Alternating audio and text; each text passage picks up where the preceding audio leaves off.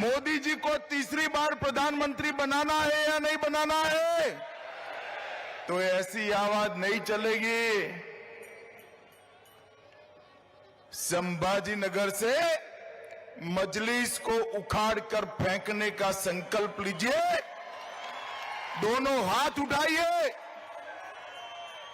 मोदी जी को फिर से प्रधानमंत्री बनाने के संकल्प की मुट्ठी बींचे और प्रचंड आवाज से बोलिए, भारत माता की, भारत माता की जय जय जय जय जय शिवाजी, जय जय जय जय जय भवानी। मेरे साथ बोलिए, धर्मवीर छत्रपति संभाजी महाराज की। आज मेरे साथ मंच पर उपस्थित श्रीमान देवेंद्र फडणवीस जी, हमारे प्रदेश अध्यक्ष श्रीमान बावनकुले जी, मेरे मित्र और केंद्रीय मंत्री श्रीमान राव साहेब दानवे जी, पंकजाताई मुंडे जी, श्रीमान अशोक राव चौहान जी, श्री भगवत करार जी, श्री अतुल सावे जी, बहन विजयाताई राहतकर जी, श्री प्रताप राव चिखलीकर जी, श्री सुजय विखे पाटिल जी, श्री अजीत गोपछड़े जी, और आज संभाजी नगर में इतनी बड़ी संख्या में आए हुए प्यारे भाइयों बहनों माताओं और मेरे जिगर के टुकड़े जैसे युवा मित्रों, आप सभी को नमस्कार। मित्रों, आज मैं इस महाराष्ट्र की पावन भूमि पर कल रात से हूं, संभाजी नगर में कल रात से हूं। सबसे पहले मैं इस भूमि पर आकर जिन्होंने देश को स्वतंत्रता का मंत्र दिया, वो हिंदवी स्वराज के स्थापक छत्रपति शिवाजी महाराज को प्रणाम कर कर मेरी बात की शुरुआत करता हूं। मैं जब यहां आया हूं तब जिनका पूरा जीवन सालों तक इतिहास को बलिदान और स्वतंत्रता की भूख की याद दिलाता है, वो धर्मवीर संभाजी महाराज को भी प्रणाम कर कर मेरी बात की शुरुआत कर। यही भूमि है, यही मराठावाड़ की भूमि है, जहां संत एकनाथ जी ने, संत ज्ञानेश्वर जी ने, जनार्दन स्वामी ने, सिखों के गुरु गोविंद सिंह जी ने भी यहां अध्यात्म और भक्ति का रास्ता प्रशस्त किया। ये भूमि को मैं प्रणाम करता हूं। मित्रों, मराठावाड़ के मुक्ति संग्राम के लिए गोविंद भाई श्रॉफ और स्वामी रामतीर्थ, जिन्होंने निजाम के खिलाफ आवाज बुलंद की, ऐसे हुतात्माओं को भी मैं प्रणाम कर कर मेरी बात की शुरुआत करना चाहता हूं। काफी समय से आप बैठे हैं, हम लोगों को आते आते देर हो गई, मैं ज्यादा लंबी बात करना नहीं चाहता। मित्रों, आने वाले दिनों में देश चुनाव में जा रहा है। हमारा ये महान लोकतंत्र फिर एक बार 5 साल तक इस देश की सरकार किसके हाथ में होगी, ये तय करने वाला है। भाइयों और बहनों, दो गुट खड़े हैं। एक मोदी जी के नेतृत्व में, भारतीय जनता पार्टी के नेतृत्व में एनडीए का गठबंधन है, और दूसरी ओर राहुल बाबा के नेतृत्व में इंडी अलायंस गठबंधन है। ये दोनों कौन है? एक और नरेंद्र मोदी जी है, जो देशभक्तों की टोली भारतीय जनता पार्टी के नेता है और 10 वर्ष में भारत के अंदर आमूलचूर परिवर्तन लाने का प्रयास किया, और जिनका लक्ष्य है 2047 में भारत माता को विश्व गुरु के स्थान पर बिठाने का लक्ष्य है। और दूसरी ओर ये परिवारवादी गठबंधन, इनका लक्ष्य क्या है? सोनिया जी का लक्ष्य है राहुल बाबा को प्रधानमंत्री बनाना, शरद पवार जी का लक्ष्य है इनकी बेटी को मुख्यमंत्री बनाना, उद्धव जी का लक्ष्य है बेटे को मुख्यमंत्री बनाना, ममता जी का लक्ष्य है भतीजे को मुख्यमंत्री बनाना, स्टालिन साहब का लक्ष्य है बेटे को मुख्यमंत्री बनाना। मुझे बताओ संभाजी नगर वालों, जो बेटे, बेटी, दामाद और भतीजों के लिए काम करते हैं वो आपका भला कर सकते हैं क्या? जोर से बोलिए, कर सकते हैं क्या? भारत का भला कर सकते हैं क्या? भारत को सुरक्षित कर सकते हैं क्या? विकसित भारत बना सकते हैं क्या? ये सारा काम केवल और केवल नरेंद्र मोदी के नेतृत्व में भारतीय जनता पार्टी कर सकती। ये महाराष्ट्र की जनता ने 2 बार हम आए, 14 में आए, 19 में आए, आपके सामने हमने झोली फैलाया, दोनों बार 50% वोट दिया और 41 से ज्यादा सीटें देने का काम महाराष्ट्र की जनता ने किया। मैं महाराष्ट्र की जनता का हृदय से बहुत बहुत धन्यवाद करना चाहता हूं। परंतु मित्रों, आज मैं संभाजी नगर आया हूं। संभाजी नगर ने एक कसक छोड़ दी थी।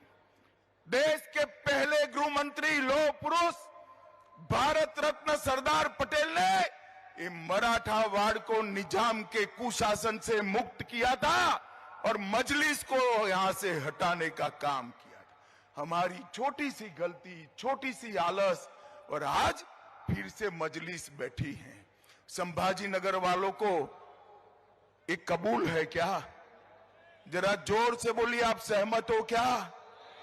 आज इस सभा से संकल्प कर कर जाइए, सरदार पटेल ने जो आजादी के बाद निजाम से मुक्ति दिलाई थी, ये नए निजामों को आप फिर से एक बार घर में बिठाकर उनकी जगह बताने का काम करेंगे।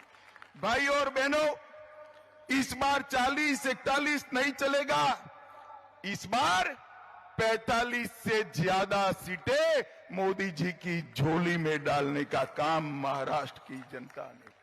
हमने 10 साल तक काम किया है, हमारे पास 10 साल का ट्रैक रिकॉर्ड है और हमारे पास 25 साल का रोड मैप भी है।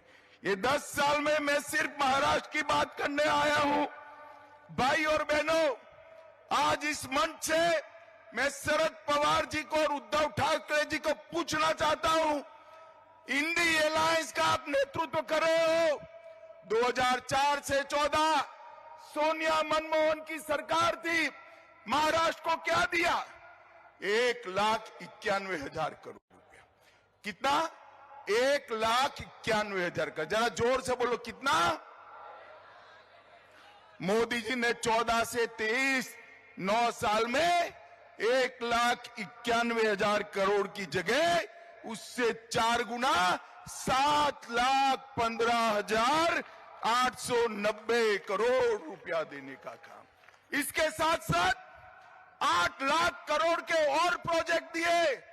10 साल में 16 लाख करोड़ रुपया महाराष्ट्र के विकास के लिए नरेंद्र मोदी जी ने भेजे। शरद राव, जरा हिम्मत हो तो हिसाब किताब लेकर आ जाना। हमारा युवा मोर्चे का कार्यकर्ता शिवाजी महाराज के पुतले पर सार्वजनिक चर्चा के लिए तैयार है। आपने क्या किया है महाराष्ट्र के लिए? और भाइयों और बहनों, इतना ही नहीं, लगभग 1,20,00,000 लोगों को आजादी के 75 साल के बाद महाराष्ट्र में पीने का पानी घर में मिला। 1 करोड़ लाभार्थियों को 5 लाख तक का आयुष्मान भारत का फायदा मिला। लगभग 76 लाख माताओं को घर में पहली बार शौचालय मिला। 7 करोड़ लाभार्थियों को प्रति व्यक्ति प्रति माह 5 किलो अनाज फ्री ऑफ कॉस्ट देने का काम नरेंद्र मोदी ने किया। 51 लाख लाभार्थियों को, माताओं को घर में गैस और चूल्हा देने का काम नरेंद्र भाई ने किया। 12 लाख लाभार्थियों को महाराष्ट्र में घर दिया। और मुझे बताओ संभाजी नगर वालों, आप लोगों के दोनों टीके लग गए कोरोना के या नहीं लगे हैं? लग गए? वो जरा हाथ ऊपर करो दो। सबके लग गए? किसी को 25 पैसा भी देना पड़ा है? मोदी जी ने कॉफी पिलाकर टीका लगाया और व्हाट्सएप पर मोदी जी के हंसते हुई फोटो के साथ सर्टिफिकेट देने का काम भी कर दिया।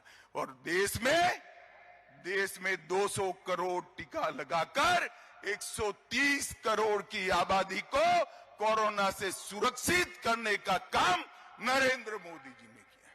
मैं आज फिर से इंडिया अलायंस वालों को चैलेंज देकर जाता हूं कि आप आगे आइए।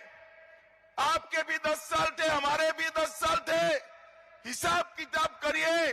अरे आप कर ही नहीं सकते हो, अरे ज्यादा करना है तो आपके 40 साल और हमारे 10 साल का हिसाब करिए। हमारे 10 साल का पलड़ा भारी है भाई। मोदी जी ने 10 साल के अंदर किया। मोदी जी ने 10 साल के अंदर देश को सुरक्षित करने का काम किया। मोदी जी ने सर्जिकल स्ट्राइक और एयर स्ट्राइक कर पाकिस्तान के घर में घुसकर आतंकवादियों का सफाया करने का काम नरेंद्र मोदी जी ने किया। मुझे बताओ भाइयों बहनों, धारा 370 हटनी चाहिए थी या नहीं हटनी चाहिए थी? जोर से बोलिए, हटनी चाहिए थी या नहीं हटनी चाहिए थी? ये कश्मीर हमारा है या नहीं है? 70 साल तक एक घमंडिया गठबंधन धारा 370 को अपने अनोरस बच्चे की तरह गोदी में पाल कर बैठा रहा। आपने दूसरी बार मोदी जी को प्रधानमंत्री बनाया। 5 अगस्त 2019 को मोदी जी ने धारा 370 को समाप्त कर दिया। और जब मैं बिल लेकर पार्लियामेंट में खड़ा हुआ, ये राहुल बाबा, जानते हो ना राहुल बाबा को, वो कहते हैं मत हटाओ मत हटाओ। मैंने कहा भाई क्यों ना हटाए? तो उन्होंने कहा कश्मीर में खून की नदियां भी बह जाएंगी। अरे राहुल बाबा, 5 साल हो गए, खून की नदियां छोड़ो, कंकड़ चलाने की किसी की हिम्मत नहीं है। कंकड़ चलाने की मोदी जी ने हमारे कश्मीर को हमेशा के लिए भारत के साथ जोड़ने का काम किया। मोदी जी ने 550 साल से करोड़ों देशभक्त, करोड़ों राम भक्त, दुनिया भर में फैले हुए सभी लोग चाहते थे कि अयोध्या में राम मंदिर बने। आप भी चाहते थे या नहीं चाहते थे भाई? जोर से बोलो, चाहते थे या नहीं चाहते? एक कांग्रेस पार्टी ने 70 साल तक रामलल्ला को टेंट में बिठाकर रखा। 70 साल तक राम जन्मभूमि के केस को अटका कर, लटका कर, भटका कर रखा। मोदी जी को दूसरी बार आपने प्रधानमंत्री बनाया, भूमि पूजन भी हो गया और प्राण प्रतिष्ठा हो गई और आज रामलल्ला भव्य घर में विराजी। माताओं, भाइयों, बहनों, मैं संभाजी नगर में हूं। इस औरंगजेब ने काशी विश्वनाथ को तोड़ा था। सालों तक किसी ने सूद नहीं ली। मोदी जी ने भव्य काशी विश्वनाथ का कॉरिडोर बनाकर इतने सालों से हुआ अपमान का बदला लेने का काम देश के नेता नरेंद्र भाई मोदी जी ने किया। मित्रों, 150 साल पुराने अंग्रेजों के कानून बदले, पार्लियामेंट नहीं बनाई, कर्तव्य पथ नया बनाया और इस देश में से आतंकवाद और नक्सलवाद को उखाड़ कर फेंक दिया। भाइयों और बहनों, मैं आज आपको पूछने आया हूं, बाला साहब ठाकरे को सिर्फ आप नहीं, मैं नहीं, देश भर की जनता पलकों पर बिठाती है। इनके सिद्धांतों के कारण पलकों पे बिठाती है। मुझे बताओ, ये संभाजी नगर का नाम बदलने के लिए, जो रखने के लिए विरोध करते थे, वो बाला साहब के वारिस हो सकते हैं क्या? हो सकते हैं क्या? हो सकते हैं क्या? आज उद्धव ठाकरे जी, आपको शर्म आनी चाहिए। आप जिनके पास बैठे हो, जिनके साथ बैठे हो, उन्होंने 370 हटाने का विरोध किया, सर्जिकल स्ट्राइक और एयर स्ट्राइक का विरोध किया और औरंगाबाद से संभाजी नगर की यात्रा को रोक कर रखा था। किस मुंह से आप महाराष्ट्र की जनता के सामने आएंगे? मित्रों, ये लोग सिद्धांतों की राजनीति नहीं करते हैं, देश की राजनीति नहीं करते हैं, ये लोग अपने परिवार की राजनीति करते हैं। मित्रों, आज मैं कहने आया, मोदी जी ने यूपीए की सरकार देश के अर्थतंत्र को 11वें नंबर पर छोड़कर गई थी। और ये जब मोदी जी प्रधानमंत्री बने तब चिदंबरम साहब अंग्रेजी में कहते थे, इकोनॉमी को जानने वाले लोग ही देश को बचा सकते हैं।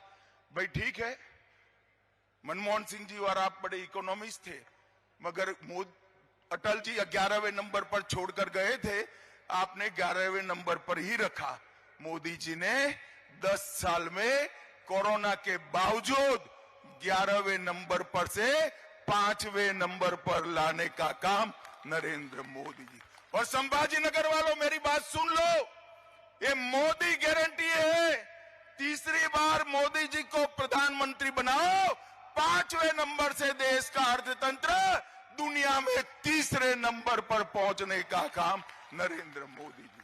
नरेंद्र मोदी जी ने देश को दुनिया में गौरव दिला है। जो लोग विदेश में जाते हैं उनको मालूम है भारत के पासपोर्ट का सम्मान कितना हुआ है, भारत का सम्मान कितना हुआ है।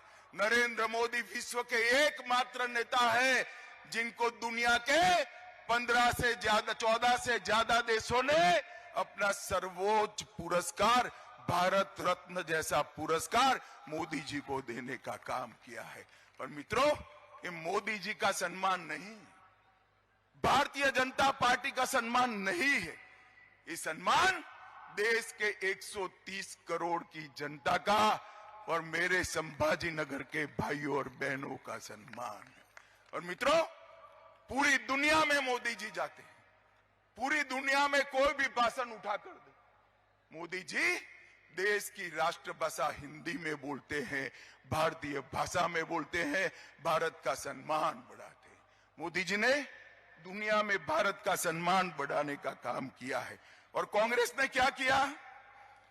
एक कांग्रेस पार्टी और एक घमंडिया गठबंधन जो महाराष्ट्र में हमारे खिलाफ चुनाव लड़ने वाला है, उसको जान लो, ये लोग डिनायल मोड में आ गए हैं।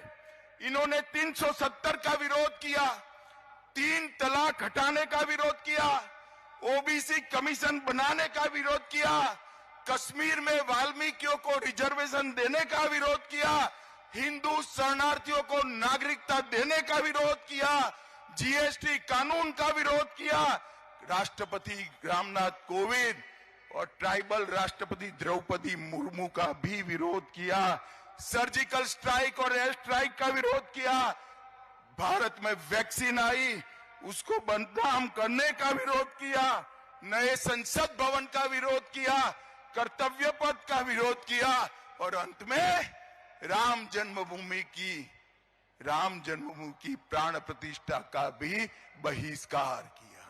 मित्रों, ये लोगों को डिनायल मोड में आ गए, वो कुछ अच्छा नहीं कर सकते, विरोधी उनका काम बचा है। भारत को अगर विश्व में आगे बढ़ाना है, भारत को आगे ले जाना है, विश्व गुरु के स्थान पर बिठाना है, विकसित भारत बनाना है, तो केवल और केवल मोदी जी ही बना सकते हैं। और मैं संभाजी नगर तो मांग कर आया हूं भाई, संभाजी नगर मांग कर आया हूं।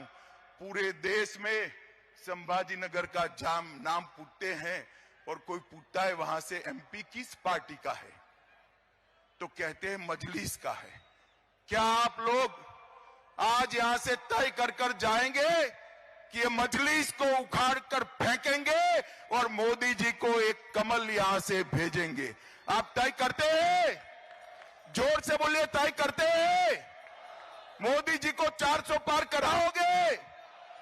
तीसरी बार प्रधानमंत्री बनाओगे? भारतीय जनता पार्टी को 370 पार कराओगे? 2047 में विकसित भारत बनाओगे? तो मेरे साथ दोनों हाथ उठाओ।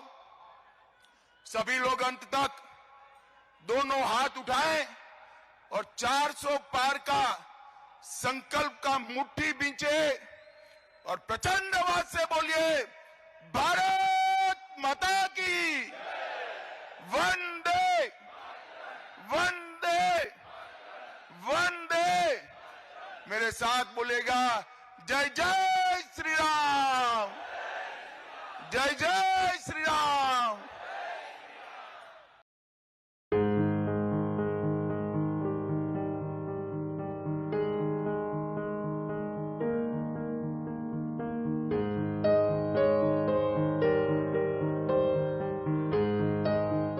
माहितीपूर्ण खात्रीशीर बातम्यांसाठी सबस्क्राइब करा अविरत वाटचाल न्यूज। नोटिफिकेशनसाठी बेल आयकॉनवर क्लिक करा। लाईक करा, कमेंट करा, शेअर करा। अविरत वाटचाल।